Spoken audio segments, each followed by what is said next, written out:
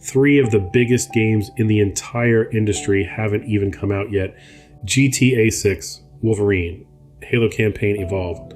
Three completely different games, three different studios, three different audiences, and somehow they're already being talked about in almost exactly the same way. They're being mocked, picked apart, argued over. People are predicting they're going to fail, calling them disappointing, calling them dead before almost anyone has even played them. And that's the strange part. The games haven't even come out yet. A trailer drops, a screenshot appears, someone notices a character, someone finds an old comment from a developer, and suddenly the internet has a verdict. This game is dead. Gaming is finished. What a disaster. But why? How can three completely different games create the same reaction?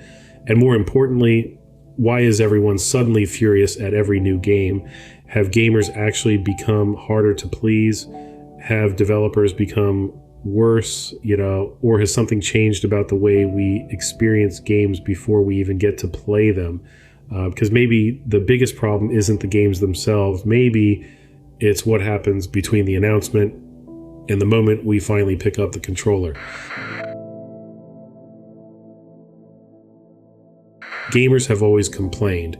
We complained when games were too expensive. We complained when sequels changed too much. We complained when a favorite character was written badly. We complained when a game launched broken. And honestly, some of that criticism was necessary. Players are customers. If a company sells you something that doesn't work, you should be able to say so. But the internet changed something. It didn't invent criticism. It changed what happens to criticism once you put it online, because anger travels. A person saying, "I'm not sure about this game," might get a few likes. A person saying, "This game is a disaster," gets attention. People argue with it. People share it. Someone makes a video about it. Then someone makes a video responding to that video. And suddenly a 2-minute trailer has created an entire ecosystem of content. That's when criticism can become something else. Entertainment. The game doesn't even need to be bad. It just needs to be controversial enough to talk about. And once that happens, the loudest reaction often becomes the most visible one. Think about how strange that is. You can watch a trailer, then spend the next hour watching people explain why you should hate the trailer you just watched. The game hasn't changed. Your understanding of it has. And before long, you're no longer asking, do I want to play this? You're asking, why does everyone hate this? And maybe that's the first clue that something has gone. There's another layer to this. Sometimes the argument isn't really about the game at all. A character's appearance becomes controversial.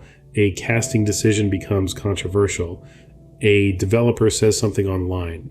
A publisher makes a marketing decision. And suddenly the game becomes attached to a much larger cultural argument. This is where people start talking about cancel culture. And it's complicated because sometimes public backlash is completely justified. If a company behaves badly, consumers have every right to walk away. If a developer does something genuinely harmful, people can criticize it. If a publisher makes a decision players strongly disagree with, players can make their voices heard. That's not a problem. That's part of being a consumer. The problem comes when the game itself becomes almost irrelevant. Instead of asking, is this game good? The conversation becomes, what does liking this game say about you? And that's a very different question, because now playing a video game isn't just an entertainment choice. It's a statement. You're either on one side or the other. And once a game becomes a symbol in a culture war, there is almost no room left for nuance. You can enjoy parts of it. You can dislike parts of it. You can wait until release before making up your mind. But the internet doesn't always reward that kind of uncertainty. It rewards certainty. It rewards the strongest opinion.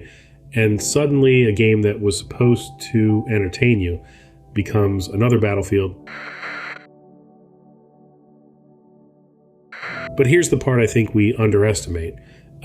Maybe everyone isn't actually furious. Maybe it just feels that way because most people don't post when they feel neutral.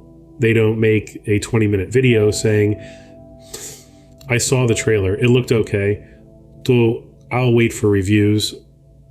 They don't get thousands of likes for saying, I think this might be good, but we'll see. There's nothing particularly exciting about being undecided, but anger gets attention, and platforms are very good at finding whatever keeps you watching. You click on one angry post, then another. You watch one video about a controversy, then another video responding to it, and eventually your feed starts looking like the entire gaming world is furious. But there are millions of people who aren't. They're just playing something else. They're waiting for reviews, they're excited, they're curious, or they simply don't care. You don't see most of them because they're not producing outrage. So we end up with a strange illusion. The loudest people start looking like everyone, and the more you see anger, the more normal anger becomes. Eventually, you start expecting every new game to have something wrong with it. A trailer isn't just a trailer anymore. You're looking for the problem. You're waiting for the controversy. You're waiting for someone to tell you why you should be angry. And once you start looking for outrage, you can almost always find it. Of course, there's a problem with everything I've just said. Sometimes gamers are right. There have been games that launched completely broken. There have been publishers that pushed aggressive monetization. There have been companies that made promises and didn't deliver. There have been games where the backlash was the only thing that made a company pay attention. So no, the answer isn't to stop criticizing games, and it isn't to pretend that every controversy is manufactured. That would be just as dishonest.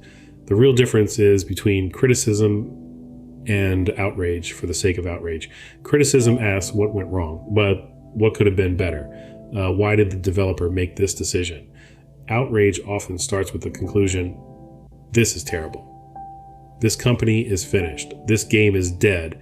And then it searches for evidence. That's a subtle difference, but it changes the entire conversation because criticism can change its mind.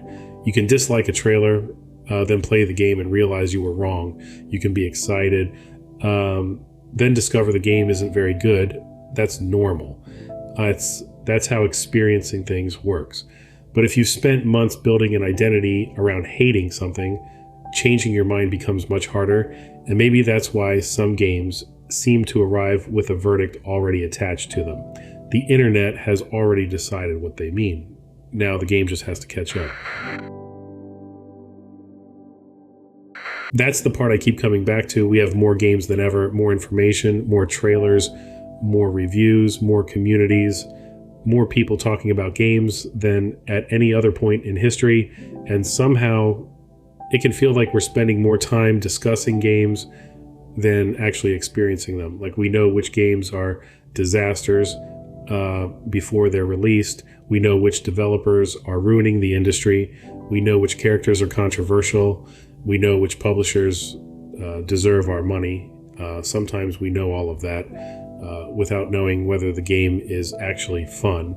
And maybe that's what has changed. Not that gamers suddenly became angry, not that every developer suddenly became terrible, but that we built an environment where anger travels faster than curiosity, where outrage is easier to share than excitement, where I don't know yet feels boring, and this game is dead gets thousands of people to listen. So the next time a new game is announced, before you open the comments, before you watch 10 reaction videos, before you decide that it's amazing or terrible, maybe stop for a second. Ask yourself, do I actually have an opinion about this game, or do I have an opinion about what everyone else is saying about it? Because you don't have to defend every game, you don't have to hate every game, and you don't have to pretend a bad game is good. Sometimes, you can just wait, play it, experience it, and then decide what you think, because underneath all the trailers, all the arguments and all the memes, all the outrage, there is still just a game waiting to be played. Maybe we should play it before we decide to hate it.